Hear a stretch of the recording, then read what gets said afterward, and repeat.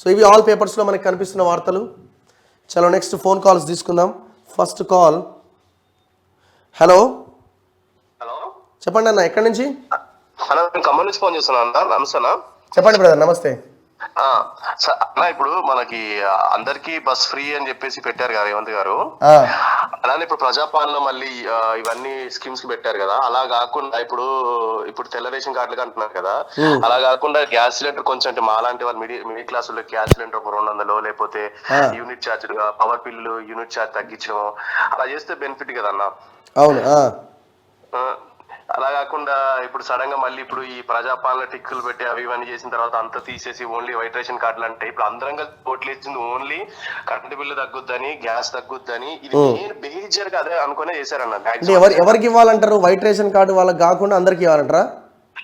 అందరికి అంటే white ration card వాళ్ళకి ఫ్రీ ఇస్తారా ఇచ్చుకోండి, కానీ మామూలుగా మిడిల్ క్లాస్ వాళ్ళకి ఎఫెక్ట్ ఉంటుంది కదా. ఇప్పుడు 200, 250 పైకి పోకుండా అంటే బిలో యూనిట్ ఛార్జ్ ఉంటుంది కదన్న. 200 బిలో యూనిట్ ఛార్జ్ అని కొంచెం తగ్గించి 250 లేకపోతే 300 ఎక్కువ అంటే 300 దాటుతుందంటే వాళ్ళు హెవీగా యూజ్ చేస్తున్నట్టుగా ఏసీలో రిఫ్రిజిరేటర్ ఏదో. అవునవును. సో అట్లా 250 లోపు కొంత యూనిట్ ఛార్జ్ తగ్గిస్తే బెటర్ అని నా ఒక ఒపీనియన్ అన్న. ఇంకోటి మొన్న కేటీఆర్ గారు కూడా 420 అని చెప్పి రిలీజ్ చేశారు కదా. ఇప్పుడు ఇప్పటికీ మీరు మీ దాంట్లో కాల్ వచ్చింది, ఏది గొర్రెలు రాలేదు అది చెప్పేసి. ఈ రోజు ఒకటి కొత్తగా ప్రభాకర్ రావు ఆయన మన ఇది ఉద్యోగాలు అమ్ముకుంటూ అసలు నోటిఫికేషన్ లేకుండానే వీటి గురించి అసలు ఇలాంటి క్వశ్చన్ ఎవరు అయ్యారు, అసలు వాటికి ఏం సమాధానం ఉంటుంది ఏంటన్నా ఆయన దగ్గర? వాళ్ళు చెప్పరు కదా, ఆన్సర్స్ ఉన్నాయి వాటికి. అసలు మీరు ఎన్నిసార్లు ధరణి గురించి మీరు అడిగారు, ఒక్క ఆన్సర్ చెప్పరన్న. అసలు ఇప్పుడేమో మళ్ళీ నమస్తే తెలంగాణలో ఆ గృహలక్ష్మి పోతే అవన్నీ చేస్తాం అది ఏంటి, అసలు వాళ్ళకి ఎట్లా అనిపిస్తుంది అన్న? ఈ నోట్ల నుంచి ఎట్లా వస్తాయన్న? కొంచెమైనా ఉండదు అన్న వాళ్ళకి. ఇది మీరు చూడండి. ఓకే అన్న, థ్యాంక్ యూ.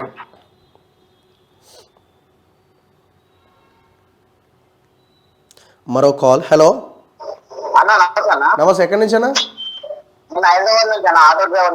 ఆటో డ్రైవర్, చెప్పండి అన్న. మాకు ఫ్రీ బస్సు పెట్టండి అన్న. వేరే డిస్ట్రిక్ట్ నుంచి ఫ్రీ బస్సు పెట్టండి. మాకు వేరే డిస్ట్రిక్ట్ నుంచి వచ్చే ఆటోలు హైదరాబాద్ లో నడవద్దన్నా. వేరే డిస్ట్రిక్ట్ ఆటోలు హైదరాబాద్ లో నడవద్దు. హైదరాబాద్ లో ఆటో 1 లక్ష ఉన్నాయంట హైదరాబాద్ పర్మిషన్. వేరే డిస్ట్రిక్ట్ నుంచి వచ్చిన ఆటోలు 2 లక్షల ఆటో హైదరాబాద్ లో తిరుగుతుంది. 2 లక్షలు హైదరాబాద్ లో 1 లక్ష ఆటోలో అనుకోండి. డిస్ట్రిక్ట్ నుంచి వచ్చిన ఆటో 2 లక్షల ఆటోలు తిరుగుతున్నాయి. ఓకే, అది మాకు ప్రాబ్లం అన్న. ఆర్టీఓ ఎవరు పట్టించుకుంటారు కదా అన్న, మాకు ప్రాబ్లం అని. ఓకే, ఇప్పుడు ఎట్లుందన్న అంటే నల్గొండ, మహబూబ్నగర్, నల్గొండ ఆటోలు అన్ని హైదరాబాద్ లోనే తిరుగుతున్నాయి. ఇప్పుడు ఈ ఫ్రీ బస్ ఇంపాక్ట్ ఎట్లా కనిపిస్తున్నది? ఎక్కువ ఉన్నదా మీ మీద? చాలా ప్రాబ్లం ఉంటాను, చాలా. ఎందుకంటే బతకలేకపోతున్నాం, కష్టపడాలనుకుంటున్నాము. అట్లా ఉంది. ఓకే, రోజు 1500 చేసుకున్నట్టు 500 వెళ్ళటం లేదన్నా. అంటే నాకు తెలిసి ఇప్పుడు ఎన్ని రోజులు ఎక్కుతారు ఇట్లా రెగ్యులర్ గా? ఒక 2-3 నెలల తర్వాత అందరు ఎక్కుతారంటారా?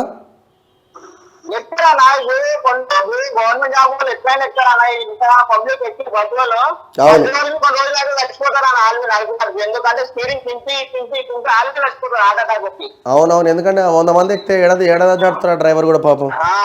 ఎందుకంటే మాకు హైదరాబాద్ లో తిరిగి ఆటోలు హైదరాబాద్ లో తిరగనియండి అన్న. వేరే డిస్ట్రిక్ట్ ఆఫ్ చేయాలి. మీ వల్ల అవుతుందన్న మాకు మేము పట్టించుకుంటే. రైట్ అన్న, తప్పకుండా. Thank you. నువ్వు పట్టించుకున్నా ప్లీజ్. రైట్, థ్యాంక్ యూ, తప్పకుండా అన్న. రైట్. సో ఇప్పుడు ఈ గవర్నమెంట్ ఉద్యోగం చేసే వాళ్ళకి ఎందుకండి ఫ్రీ ఇవాళ? బస్సులో వాళ్ళకి ఎందుకు ఫ్రీగా పెట్టాల్సిన అవసరం? సరే వాళ్ళు తక్కువ మంది ఉండొచ్చు అని అనుకోవచ్చు, కానీ అవసరం ఏముంది? కొంత దానికి ఒక కార్డు పెట్టండి, దానికి ఒక ఇది పెట్టండి. చాలా పేద మహిళలకు ఇవ్వండి. ఇప్పుడు ఏ స్కీమ్ అయినా సరే బిలో పావర్టీ లైన్ కింద ఉన్న వాళ్ళకి ఇంప్లిమెంట్ చేయాలి. బతకగలిగే వాళ్ళకి, ఇబ్బంది లేని వాళ్ళకి ఎందుకు ఫ్రీ పెట్టడం? మీరు అసలు బతకలేని వాళ్ళకి ఇంకా డబ్బులు ఇవ్వండి, అవసరమే, తప్పలేదు.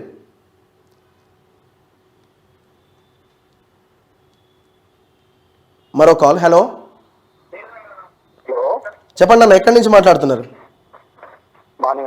కరీంనగర్ నుంచి మాట్లాడుతున్నాను. చెప్పండి అన్న. బ్రదర్, మీ గొంతు బాగా అనిపిస్తా ఉంది. ఇబ్బంది పడుతున్నారు. మీ కృషి బాగుంది అన్న. బ్లైబెనార్ సంబంధించిన ఒకటి చంద్రామృత రోజున ఒక టాబ్లెట్ దొరుకుతుంది.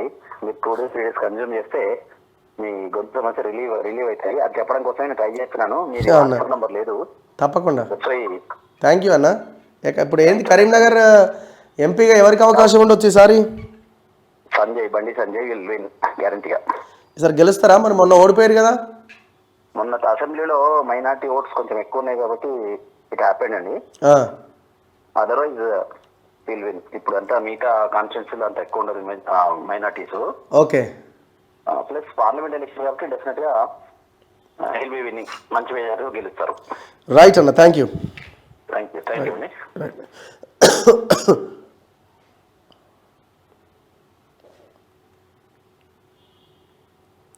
మరో కాల్. హలో హలో, నమస్తే రఘు. హలో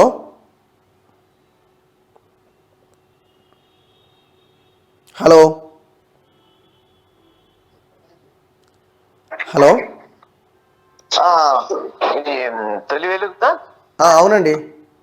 నమస్తే. నమస్తే. ఇప్పుడు ఇవన్నీ పెట్టిరు కదా, ఫ్రీ అని మహిళల గురించి.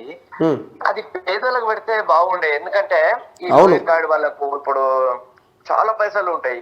వాళ్ళు బస్సులో వెళ్ళిపోతారు. గవర్నమెంట్ ఆఫీస్ లో పనిచేసే వాళ్ళు ఉంటారు, వాళ్ళకి బస్సులో వెళ్ళిపోతారు. ఆల్రెడీ వాళ్ళకి రాయితీ ఉంటుంది కదా.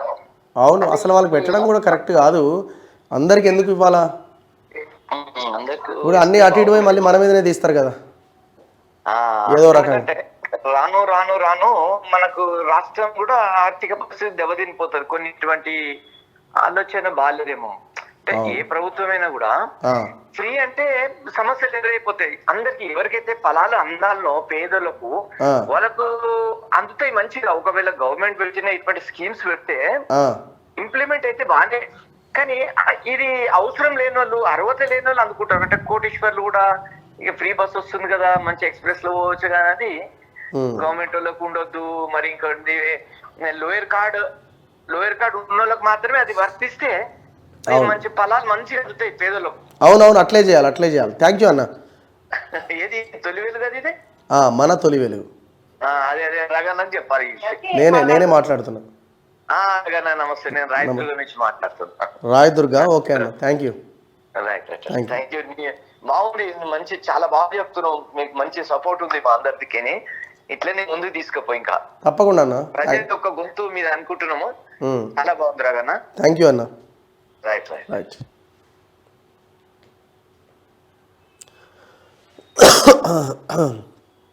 హలో అన్న, నమస్తే అన్న. నమస్తే అన్న, నేను మహబూబ్ నుంచి అన్న. రవి నా పేరు. మహబూబ్ నగర్. నవీనా? రవి అన్న. ఓకే అన్న, మేము 108 లో పనిచేస్తామన్నా. మేము 5 years తీసేసి మమ్మల్ని హైకోర్టు స్టే ఇచ్చినా కూడా గవర్నమెంట్ స్పందిస్తలేదన్న. జీవికయ్యమారే వాళ్ళు మళ్ళీ కంటెంప్ట్ చేసి మమ్మల్ని వెయిట్ చేసుకుంటే ఏమంటారు ఇయ్యేదండి. చాలా పొడిచుకుంటూ పోతుందన్న. దాదాపుగా ఒక 10 మంది దాకా ఆత్మహత్య చేసి చనిపోయిందన్న. 108 ఇది 108 అన్న. ఇంతకుముందు తినవారు మళ్ళీ మాట్లాడినాడు మొన్న కలిస్తే. జీతాలు ఇస్తలేరు. జీతాలు కదన్నా, మమ్మల్ని తీసేశారు. 200 మంది స్ట్రైక్ చేస్తే అప్పట్లో వీళ్ళు కాంగ్రెస్ పార్టీ వాళ్ళని చెప్పేసి కేటీఆర్ గారికి మరి ఇప్పుడున్న ప్రభుత్వాన్ని కలవలేదా మీరు? కలిసినామన్నా. మొన్న సార్ని కలిసిన, మంత్రిని కలిసినాము. వెయిట్ చేయండి చూద్దాము అన్నారు. మొన్న తిరుమల కలిస్తే ఆయన ద్వారా రెఫర్ చేసి పంపించిండు. లైవ్ లో ఫోన్ లో మాట్లాడినట్టుండే కదా. కలిసినామన్నా. దాదాపు ఒక 10 మంది దాకా సూసైడ్ చేసుకుని వచ్చిపోయినా. 5 years నుంచి తప్పు లేకపోతే 10 లక్షలు అప్పు అయిపోయినా. పాపం మేము అందరం బీద పరిస్థితుల్లో ఉన్నా. ఓకే బ్రదర్, నేను కూడా మంత్రి గారి దృష్టికి తీసుకెళ్లే ప్రయత్నం చేస్తా తప్పకుండా. Thank you. అదే రైట్ అన్న. Yeah, thank you.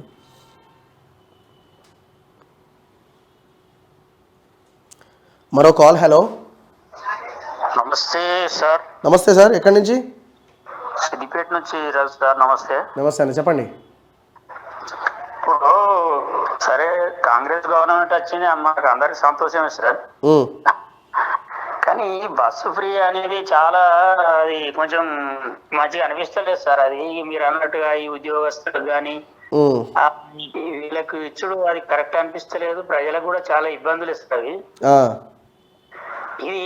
ఇది క్యాన్సల్ చేసి ఇప్పుడు ఆ రేషన్ మీద కొంచెం డిస్కౌంట్ ఇచ్చి అందరికి, పేదోళ్ళకు అందరికి వర్తిస్తారు. అది అవును, ఇది వరకు చాలా ఇది గవర్నమెంట్ కూడా లాసే కదా సార్. ఇది లాసే కదా. మరి రేషన్ మీద కొంచెం ధరలు డిస్కౌంట్ చేసి ఇప్పుడు పప్పులు ఓన్లీ బియ్యమే ఇస్తాను, అన్ని ఇవ్వచ్చు. అన్ని సరుకులు పేదవాళ్ళకి అందేటట్టు సగం ధరలకు ఇస్తే అందరికీ ఫలాలు అందుతాయి, కొంత ఆదాయం కూడా సగం ధరలకు ఇస్తే కొంత ఆదాయం వస్తుంది. అవును, వాస్తవం ఇది. ఇది బంద్ చేసి రేషన్ మీద తీయాలి, ప్రజలకు అందరికీ ఈ సంక్షేమ ఫలాలు అందుతాయి. ప్రభుత్వమే ఆ రేషన్ కొనుగోలు చేసి రేషన్ షాపుల ద్వారా ఇవ్వచ్చు. ప్రభుత్వమే రేషన్ కొనుగోలు చేసి పప్పు కానీ చక్కెర కానీ చింతపండు కానీ అన్ని రకాల 10-12 వస్తువులు పెట్టి అవును సబ్బు కాడికెళ్ళి అన్ని వాళ్ళకు కొంచెం డిస్కౌంట్ మీద అందిస్తే వాస్తవం ఇది, వాళ్ళకి ఇస్తే బాగుంటుంది సార్. అది ఎందుకంటే ఈ బస్సు అనేది అంత గవర్నమెంట్ కు చాలా లాస్ సార్ ఇది. ఓకే రైట్ అన్న, తప్పకుండా రఘు సార్ మీరు మంచిగా వివరిస్తారు, కానీ కొంచెం గవర్నమెంట్ ఇది ఫ్రీ బస్సు పెట్టేది కాకుండా ఓట్ల కొరకు పెట్టారు. గవర్నమెంట్ వచ్చుడు మనకు అందరికి సంతోషమే, కానీ ఇది రేషన్ మీద పెడితే బాగుండని నా అభిప్రాయం సార్. రైట్ అన్న, తప్పకుండా మంచి సూచన ఇది. యాక్చువల్గా ఏంటంటే ఇది పెద్ద అమౌంట్ కూడా కాదు, బేసిక్గా గవర్నమెంట్కి పెద్ద 100 కోట్లకు సంబంధించిన స్కీమ్ కూడా కాదు ఈ ఫ్రీ బస్ అన్నది. కాకపోతే ఏంటంటే దీనివల్ల సఫర్ అవుతున్న వాళ్ళు కూడా అంత నష్టపోతున్నారు, అది మనం ఆలోచించాలి ఖచ్చితంగా. ఎందుకంటే ఆటో డ్రైవర్లు వాళ్ళు పాపం ఏం పాపం చేశారు చెప్పండి. హలో హలో అన్న చెప్పండి. నేను అగ్రికల్చర్ మండలం ఉన్న నల్గొండ డిస్ట్రిక్ట్, నా పేరు సుధాకర్ రెడ్డి అండి, అగ్రికల్చర్. అన్న చెప్పండి. అన్న ఒక్కటే సజెషన్ అన్న, అది ఏం లేదు, రాష్ట్రం ఇట్లా అయిపోతుంది కాబట్టి అదే అందరు మాట్లాడుతూనే ఉన్నాం, కానీ ఒక విద్య వైద్యం మన రైతులకు పనికొచ్చేది, పండించిన పంటకు గిట్టుబాటు ధర ఇంకా 200 ఇట్లా కల్పిస్తే మంచిగా ఉంటది, కానీ వేస్ట్ అన్న. ఓకే, అది నా విన్నపం కదన్న. ఓకే అన్న, అది జరగాలి. యాక్చువల్గా ఈ ఫ్రీ వీటికంటే కూడా ఎడ్యుకేషన్ హెల్త్ ఇస్తే నువ్వు ఏది చేయాల్సిన అక్కరే లేదు. రైతు కూడా ఎందుకంటే కష్టపడ్డవానికి రైతు పండించిన పంటకు కొంచెం ఇంకో ఎక్కువ ఇవ్వండి అంతే.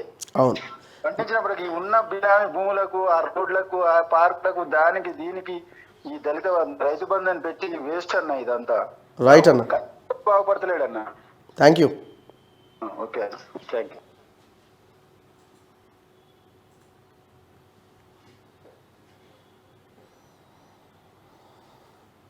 హలో నమస్తే రఘు అన్న. నమస్తే అమ్మా. కరీంనగర్ నుంచి మాట్లాడు.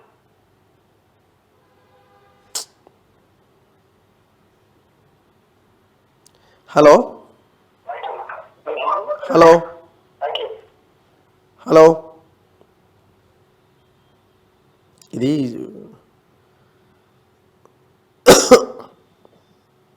హలో హలో హలో రఘు అన్న నమస్తే. నమస్తే అన్న. బస్సు ఒకటి పెట్టిరన్న, అది బాగాలేదన్నా. బస్సు బాగాలేదా? బస్సు ఫ్రీ బస్సు బాగాలేదా? బాలే అన్న, కరీంనగర్ నుండి వస్తుంటే కుమ్రివెల్లి కాడ దాదాపు ఒక 30 మంది దిగిరన్న ఆడలు, మొత్తం నిలబడి వచ్చా. ఘోరం ఉందన్న ఇది. ఓకే, ఈ ధరణి అన్నారు, ధరణి అది భూములు అయితే లేవు, ఏదైతే లేవు. ఓకే అన్న, చూద్దాం. అదే అవన్నీ చేయాలి వీళ్ళు, ఇంకా ఎప్పుడు చేస్తారు ఏంటనేది చూద్దాం రాబోయే రోజుల్లో, తెలిసి. సరే సరే అన్న, ఓకే అన్న. రైట్ అన్న.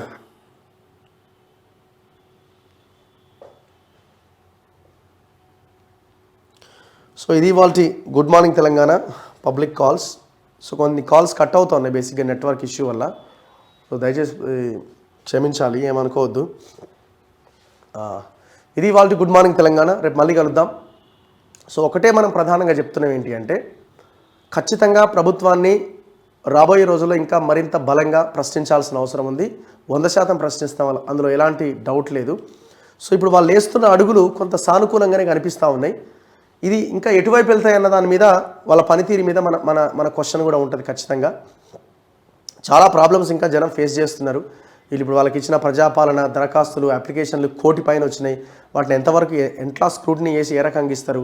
వీళ్ళు వేసిన కొన్ని తప్పటి అడుగులను కూడా మనం ప్రస్తావిస్తున్నాం. కాళేశ్వరం, మేడిగడ్డ, దాని మీద వీళ్ళు చేసిన ఇది కావచ్చు, అసలు ఈ గైడ్లైన్స్ లేకుండా దరఖాస్తుల స్వీకరణ కావచ్చు, ఇవన్నీ కూడా కొన్ని మిస్టేక్స్ కనబడతా ఉన్నాయి. వాటిని కూడా మనం క్వశ్చన్ చేస్తున్నాం. సో చాలామంది అనుకుంటుంటారు, ఇంకా మీరు అప్పుడు గట్టిగా మాట్లాడారు కదా, ఇంకేం మాట్లాడతలేరు. మనం ఇప్పటి నుంచే మాట్లాడుకుంటూ వెళ్తే దానికి అర్థం ఉండదు. మీరు చూడండి, ఇప్పుడు మాట్లాడుతున్న వాళ్ళు రేపు పొద్దున మాట్లాడుతున్నామో చూడండి. ఇప్పుడు మాట్లాడుతున్న చాలామంది వాళ్ళకి వాళ్ళ పొలిటికల్ ఎజెండాలు ఉన్నాయి. మన బ్యాక్ ఏ రాజకీయ పార్టీ లేదు. వాళ్ళ పొలిటికల్ ఎజెండా ప్రకారంగా వాళ్ళ వాయిస్ మారుతూ ఉంటుంది. రేపు పొద్దున ఏ ఎజెండా అయితే ఇప్పుడు మాట్లాడుతున్నారో ఆ పార్టీ ఇంకొక పార్టీతో కలిసినప్పుడు వాళ్ళ లైన్ మారిపోతుంది. తిట్టిన పార్టీని కూడా సైలెంట్ అయిపోతారు. మళ్ళీ రేపు పొద్దున ప్రజల కోసం క్వశ్చన్ చేయాల్సింది, మాట్లాడాల్సింది మనమే మాట్లాడతాం. అందులో ఎలాంటి డౌట్ లేదు. రేపు మళ్ళీ కలుద్దాం. గుడ్ మార్నింగ్ తెలంగాణలో చూస్తూనే ఉండండి మన తొలి వెలుగు.